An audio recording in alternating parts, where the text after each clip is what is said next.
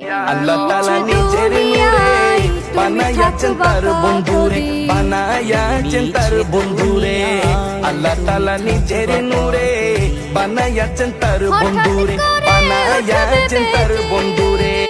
রাহমাতুল লিল আলামিন আপনি উম্মতের জামিন, গুনাহগারের অতি আপন। তুমি থাকবা কতদিন এই মিছে দুনিয়ায়, তুমি থাকবা কতদিন।